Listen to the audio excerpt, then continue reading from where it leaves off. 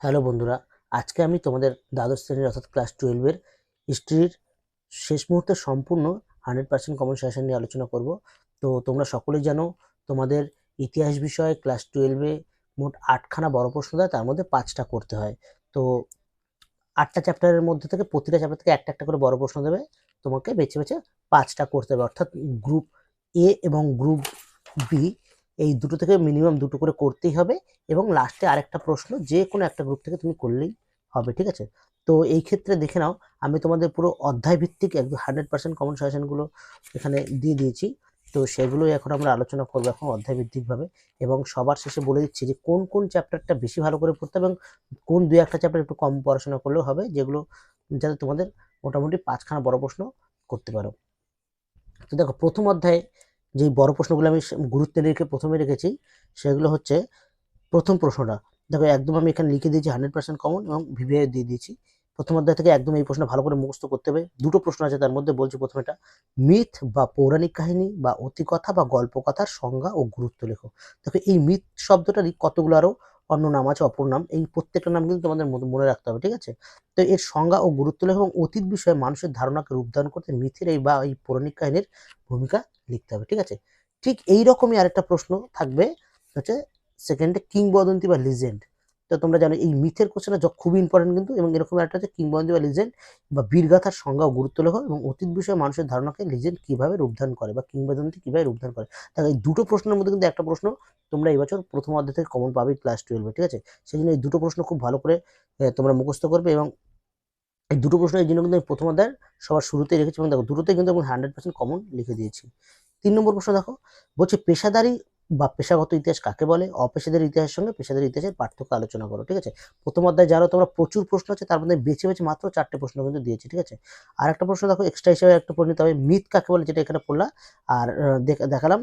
এবং এরপরে বলেছে যে মিথ ও কিংবদন্তির মধ্যে পার্থক্য লেখো। তাহলে বুঝতেই পারছি এবছর মিথ আর কিংবদন্তি খুব ইম্পর্টেন্ট, এবং ওই জন্য লাস্ট প্রশ্নটা হচ্ছে মিথ কাকে বলে, মিথ ও কিংবদন্তির মধ্যে পার্থক্য, ঠিক আছে? এটা মোটামুটি তোমরা দেখে নেবে। এবার দেখো, দ্বিতীয় অধ্যায় যেটা আছে, দ্বিতীয় অধ্যায়ের সবচেয়ে গুরুত্বপূর্ণ প্রশ্ন, মানে গুরুত্বের আকারে যেটা আমি সবার ফার্স্টে রেখেছি এবং সবচেয়ে কমন দিয়েছি, সেটা হচ্ছে সাম্রাজ্যবাদ বলতে কি বোঝো, সাম্রাজ্যবাদের উদ্ভবের কারণগুলি আলোচনা করো, ঠিক আছে? তো ওর সঙ্গে থাকতে পারে উপনিবেশবাদের সঙ্গে সাম্রাজ্যবাদের সম্পর্ক লেখো, ঠিক আছে? কিরকম থাকতে পারে, ধরো সাম্রাজ্যবাদ কাকে বলে, এটা 4 প্লাস এটা 4, বা এর মধ্যে থেকে বা ধরো সাম্রাজ্যবাদের উদ্ভবের কারণ না দিয়ে দিয়ে উপনিবেশবাদের সঙ্গে সাম্রাজ্যবাদের উদ্ভবের সাম্রাজ্যবাদের সম্পর্ক লেখো, ঠিক আছে? এটা 4 থাকতে পারে। তো সেভাবে তোমরা এটা দেখে নেবে। এটা খুব ইম্পর্টেন্ট প্রশ্ন, ভালো করে পড়বে। এছাড়া আরেকটা ইম্পর্টেন্ট প্রশ্ন আছে, উপনিবেশবাদ ও সাম্রাজ্যবাদ সম্পর্কে হবসন ও লেনিনের তত্ত্বটা আলোচনা করছে, কিন্তু খুব আসে পরীক্ষায় কোশ্চেন, ঠিক আছে? এটা একটু ভালো করে দেখবে তোমরা। আরেকটা দেখো, এক্সট্রা হিসেবে আমি দিয়েছি যে মার্কেন্টাইল মূলধন কি, এই মতবাদের প্রধান বক্তব্য ও বৈশিষ্ট্যগুলি আলোচনা করো। দেখো, দ্বিতীয় অধ্যায় কতগুলো প্রশ্ন মধ্যে মাত্র বেছে বেছে আমি 3খানা প্রশ্ন দিয়েছি, এগুলোর মধ্যে থেকে তোমরা একটা কমন পেয়ে যাবে। তারপরে বলছে তৃতীয় অধ্যায়ের প্রশ্ন, যে ভারতের অবশিল্পায়নের কারণগুলি কি ছিল, ভারতীয় অর্থনীতির উপর এর প্রভাব আলোচনা করো। এটাও কিন্তু দেখো গুরুত্বের দিকে সবচেয়ে ইম্পর্টেন্ট, 100% কমন দিচ্ছি। অবশিল্পায়ন মানে শিল্পটা আস্তে আস্তে ধ্বংস হয়ে যাচ্ছিল কিভাবে ভারতের, সেটা ভালো করে পড়তে হবে। এরপর আরেকটা খুব গুরুত্বপূর্ণ প্রশ্ন তৃতীয় অধ্যায়ের 100% কমন, সেটা হচ্ছে চীনের উপর আরোপিত বিভিন্ন অসম চুক্তিগুলির সংক্ষিপ্ত বর্ণনা দাও। এটা কিন্তু খুব ইম্পর্টেন্ট, ঠিক আছে? এখানের একটা পার্ট, অসম চুক্তিগুলির মধ্যে আরেকটা পার্ট হচ্ছে নানকিং এর সন্ধি, ঠিক আছে? তো নানকিং এর সন্ধির মূল শর্তগুলি আলোচনা করে, ধরো এটা আলাদাভাবে তোমাকে দিয়ে দিল, তো সেভাবে তোমাকে মুখস্থ করতে হবে। এরপর 3 নম্বর কোশ্চেন তৃতীয় অধ্যায়ের, ভারতের রেলপথ প্রবর্তনের উদ্দেশ্য সমূহ বা এবং ফলাফল বা প্রভাবগুলো আলোচনা করবো। মানে উদ্দেশ্য বা কারণ, এই উদ্দেশ্যটা কিন্তু আরেকভাবে থাকতে পারে, উদ্দেশ্য না দিয়ে তোমাদের এখানে লিখে দিতে হচ্ছে কারণগুলি লেখো, ঠিক আছে? ফলাফল ও প্রভাবগুলি আলোচনা করো, ঠিক আছে? এবার দেখো চতুর্থ অধ্যায়ের কোশ্চেন, মানে গ্রুপ এর চতুর্থ অধ্যায়ের যে দুটো প্রশ্ন আমি দিয়েছি, 3টে প্রশ্ন, যে চীনের 4 মে বা 4 মে আন্দোলনের কারণ ও ফলাফল আলোচনা, ভীষণ ভীষণ ভীষণ ইম্পর্টেন্ট প্রশ্ন, এটা খুব ভালো করে মুখস্থ করবে। তারপরে দিয়েছি সমাজ সংস্কারক ও শিক্ষা সংস্কারক হিসেবে রাজা রামমোহন রায়ের অবদান আলোচনা করো। যেন প্রতি বছরই সে বিদ্যাসাগর নাহলে রাজা রামমোহন রায় নাহলে আলিগড় আন্দোলনের অর্থাৎ স্যার সৈয়দ আহমেদ খান, এগুলো একটু কমন থাকে, ঠিক আছে? তার মধ্যে এই বছরের জন্য সবচেয়ে ইম্পর্টেন্ট হচ্ছে শিক্ষা সংস্কারক হিসেবে রাজা রামমোহন রায়ের অবদান, ঠিক আছে? সমাজ ও শিক্ষা সংস্কারক হিসেবে, এটা খুব ভালো করে রেডি করবে। এছাড়াও তোমরা ওইটা একটু দেখে রাখতে পারো। পরের প্রশ্ন দেখো, যে ব্রিটিশ শাসনে ভারতে আদিবাসী ও দলিত সম্প্রদায়ের আন্দোলনের বিবরণ দাও। এটা মোটামুটি তোমরা দেখবে। দেখো, চতুর্থ অধ্যায় থেকে মাত্র আমি বেছে বেছে 3টে প্রশ্ন দিয়েছি। এই হলো গ্রুপ এর প্রশ্ন। গ্রুপ এ থেকে 4টে অধ্যায় থেকে আমি এই কটা প্রশ্ন দিয়েছি, এই কটা প্রশ্ন পড়লেই তুমি মোটামুটি এখান থেকে মানে প্রশ্ন কমন পেয়ে যাবে, ঠিক আছে? এবার দেখো গ্রুপ বি এর প্রশ্ন, গ্রুপ বি রয়েছে পঞ্চম অধ্যায়। পঞ্চম অধ্যায় কি রয়েছে? প্রথম গুরুত্বপূর্ণ প্রশ্ন, 1909 খ্রিস্টাব্দের মর্লেমেন্টো সংস্কার আইন বা ভারত শাসন আইনের প্রধান বৈশিষ্ট্য গুরুত্ব আলোচনা করো। এই 3 রকমের শাসন সংস্কার আইন আছে, ঠিক আছে? একটা হচ্ছে 1909, একটা হচ্ছে 1919, আর একটা হচ্ছে 1935। এই যে কোনো একটা মানে এই 3টের মধ্যে যে কোনো একটা প্রতি বছর আসে। তো আগের বছর 1935টা চলে এসেছে, 35 সালের ভারত শাসন আইনটা চলেছে, সেই জন্য এই বছর 1909, না হলে 1919 সালে যে ভারত শাসন আইন আছে সেটা কিন্তু আসবেই। এই জন্য এটা মাথায় রাখবে, তোমরা সেটা ভালো করে পড়বা। তারপরের প্রশ্ন দেখো, রাওলাট আইন কি? গান্ধীজির এই আইনের বিরোধিতা করেছিল কেন, অর্থাৎ গান্ধীজি রাওলাট আইন কেন বিরোধিতা করেছিল, ঠিক আছে? এটা ভালো করে দেখবে।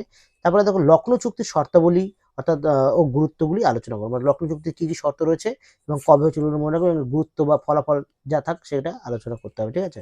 এবং লাস্ট যেটা বললাম আরেকটা প্রশ্ন, যে ওই ভারত শাসন আইনেরই 1919 সালের ভারত শাসন আইনের বা মন্টেগু চেমসফোর্ড সংস্কার আইন, মনে রাখতে হবে। 1909টা হচ্ছে মর্লেমেন্টো সংস্কার আইন, আর এটা হচ্ছে 1919 হচ্ছে মন্টেগু চেমসফোর্ড সংস্কার আইনের বিভিন্ন বৈশিষ্ট্য ও ত্রুটিগুলি লেখো। তো পঞ্চম অধ্যায় থেকে এই মাত্র 4টে প্রশ্ন দিয়েছি, 4টে প্রশ্ন পড়লে কিন্তু তোমাদের কমন, এটা গ্রুপ বি এর কিন্তু পার্ট। হ্যাঁ, ষষ্ঠ অধ্যায় দেখো, বলছে হোচিমিনের নেতৃত্বে ভিয়েতনামের মুক্তিযুদ্ধের বর্ণনা দাও। 100% কমন প্রশ্ন, খুব ইম্পর্টেন্ট, খুব ইম্পর্টেন্ট, এটা কিন্তু আসবে এই বছর, এই জন্য ভালো করে পড়বে এইটা, নাহলে তার পরেরটা যে কোনো একটা পাবে তুমি এখান থেকে কমন। যে হোচিমিনেরটা বললাম, আর একটা হচ্ছে ভারতবর্ষের স্বাধীনতা সংগ্রামের ইতিহাসে নেতাজি সুভাষচন্দ্র বসুর অর্থাৎ বা আইএন এর অবদান আলোচনা করো। খুব ইম্পর্টেন্ট প্রশ্ন, মধ্যে দুটো প্রশ্নের মধ্যে একটা পাবেই কমন এবছর, ভালো করে পড়বে। তারপরে দেখো আরেকটা দিয়েছি এক্সট্রা হিসাবে, জাস্ট পড়তে হবে ষষ্ঠ অধ্যায়ের 1942 খ্রিস্টাব্দে ভারত ছাড়ো আন্দোলন সম্পর্কে লেখো। এই আন্দোলনের ঐতিহাসিক তাৎপর্য ও মহিলাদের অংশগ্রহণ সম্পর্কে লেখো, অর্থাৎ ভারত ছাড়ো আন্দোলনের মহিলারা যে অংশগ্রহণ করেছিল সেই সম্পর্কে তোমাদের লিখতে হবে।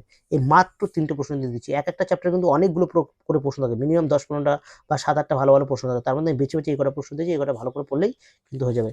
এবার দেখো সপ্তম অধ্যায়ের গুরুত্বপূর্ণ প্রশ্ন কি, যে জোট নিরপেক্ষ আন্দোলনের মূল্যায়ন করো, বা জোট নিরপেক্ষ নীতি কি ছিল, জোট নিরপেক্ষ আন্দোলনের উদ্দেশ্য আলোচনা করো। তাহলে জোট নিরপেক্ষ আন্দোলনের মূল্যায়ন বা জোট নিরপেক্ষ নীতি কি ছিল, একটা পার্ট।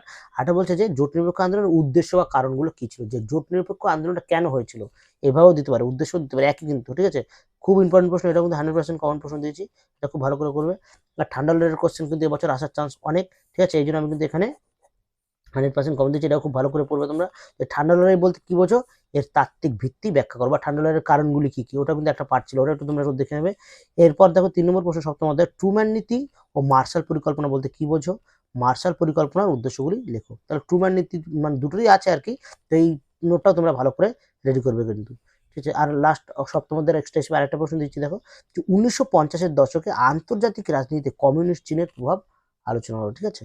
আর লাস্ট অষ্টম, এবার দেখো লাস্ট চলে আসলাম আমরা অষ্টম অধ্যায়। অষ্টম অধ্যায় মাত্র 3টে প্রশ্ন বেছে বেছে দিয়েছি, এগুলো পড়লেই হয়ে যাবে। যে উপনিবেশবাদ কি, উপনিবেশবাদের সামাজিক তাৎপর্য বা রাজনৈতিক তাৎপর্য ও অর্থনৈতিক তাৎপর্য আলোচনা করবার সম্পর্কে লেখো। মানে এই 3টে তাৎপর্য থাকে পরীক্ষার, যে কোনো একটা দুটো কিন্তু, তাই এটাও কিন্তু এই মানে অষ্টম অধ্যায়ের জন্য খুব ইম্পর্টেন্ট প্রশ্ন, খুব ভালো করে রেডি করবে। এছাড়া অষ্টম অধ্যায়ের আরেকটা খুব ইম্পর্টেন্ট প্রশ্ন, সেটা হচ্ছে স্বাধীন ভারতের প্রথম 3টি পঞ্চবার্ষিক পরিকল্পনা যেটা হয়েছিল তাদের লক্ষ্য ও গুরুত্ব সম্পর্কে আলোচনা করো। 5 বছর পর পর যেই পঞ্চবার্ষিক পরিকল্পনাগুলি হয়েছিল সেটা কিন্তু এবছরের জন্য খুব ইম্পর্টেন্ট, খুব ভালো করে রেডি করবে। আর লাস্টে দিচ্ছি যে তৃতীয় বিশ্ব বলতে কি বোঝো, তৃতীয় বিশ্বের বৈশিষ্ট্যগুলি আলোচনা করো। আর বিশ্ব রাজনীতিতে এর প্রভাব, অর্থাৎ তৃতীয় বিশ্বের প্রভাব কি। তো তৃতীয় বিশ্ব নামে যে বিশ্বটা গঠিত হয়েছিল সেই সম্পর্কে এখানে লিখতে হবে। এই হলো মোট 8টা অধ্যায়ের তোমাদের সম্পূর্ণ মানে কমন সাজেশন, এগুলো পড়লে মোটামুটি কমন পেয়ে যাবে। এবার এক্ষেত্রে বলে রাখি, তোমাদের তো বলেই দিলাম যে মোট কি করতে হবে, 8 নম্বরের প্রশ্ন করতে হয় মোট 5টা, ঠিক আছে? তাহলে একটা গ্রুপ থেকে দুটো করে করতে হবে, ঠিক আছে? ধরো এই গ্রুপ থেকে দুটো, বি গ্রুপ থেকে দুটো, দুটো করে করলে কটা হয়, 4টে হলো, ঠিক আছে? তো তোমাদের তাহলে 4টে হলো, কিন্তু মোট করতে হবে কটা, 5টা।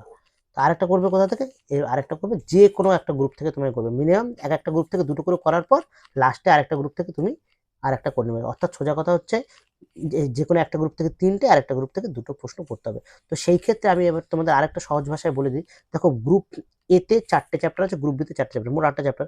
কেউ যদি মানে মনে করে যে কোনো 3টে করে চ্যাপ্টার ভালো করে পড়বে, তাহলেও কিন্তু তার জন্য কমন এনাফ, ঠিক আছে? তাহলেও হবে। কেউ যদি মনে করে যে একটা চ্যাপ্টার একটু কম পড়বে, সেটাও হয়। এবার সেটা তুমি বেছে নেবে এখান থেকে কোন চ্যাপ্টারটা তুমি একটু কম পড়বে, বা কোন চ্যাপ্টার তোমার একটু সমস্যা হচ্ছে, সেইভাবে তোমরা এটা রেডি করবে, ঠিক আছে? আচ্ছা।